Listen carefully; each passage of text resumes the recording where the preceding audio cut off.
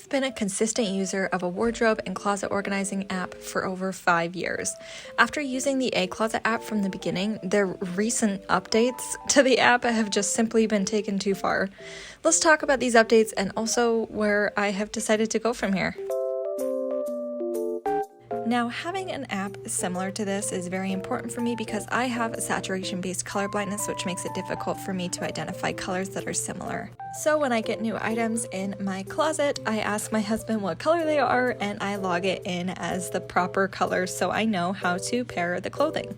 With that said, this app, Acloset, was the very first app I downloaded for this purpose, and it has done the job well enough until this point. When I originally downloaded this app, it was free.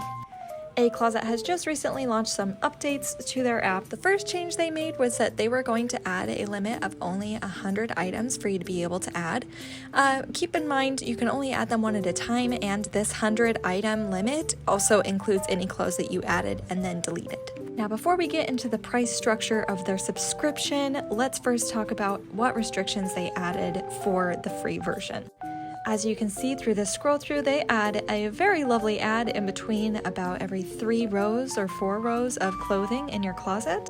And in order to edit any individual item, you must also pay the subscription. Now let's take a moment to look at these subscription fees really quick. There is 3 different levels. There is basic, premium, and expert.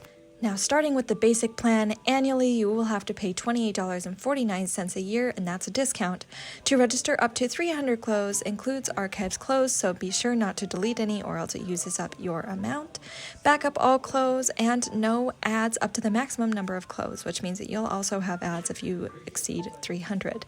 And of course, the premium plan built at a great deal of $59.99 a year, so you can register up to 1,000 clothes, which also includes deleted clothes. Back up all your clothes and no ads. How great is that? Or you can go all the way and you can go to the expert. Now, expert, my friend, is discounted for the yearly. If you want to do it annually, you will have to pay $119 a year. So $120 a year for no limit on the number of clothes except for the archived clothes. Those are counted. Back up all of your clothes and no ads. I am honestly baffled with how they even came up with these numbers. They are asking people who have originally downloaded a free app from the App Store. They are asking these fees from those people. I don't know about you, but that's not the demographic that I would assume would be willing to pay these outrageous prices for such a basic and rudimentary app, to be honest. And to add, they put these reviews below the announcement of the subscriptions.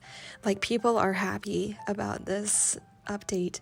I looked on the App Store and these reviews are years old. And the ones that aren't years old are the ones that are made before the app update. So I feel like that's also misleading. And I don't feel right supporting an app that's just trying to mislead and lie to their supporters. And on top of that, as soon as I closed the subscription tab, it brought me straight to a 30-second unskippable ad for Facebook, just so that I could go in and see the single item that I tapped on so I could edit the information, like the color, the size. You can see how long this ad is. It is not skippable, just so I can get to this page that also has an ad for me to change some information about it. This app is absolutely not worth that hassle.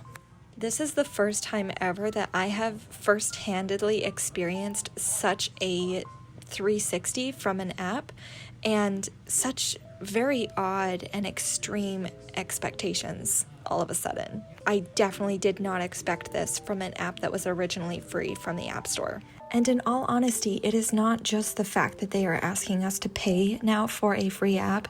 It is the way in which they, 1, announced this change, and 2, the way that they are demanding such outrageous prices for literally the same service that many apps are providing for free.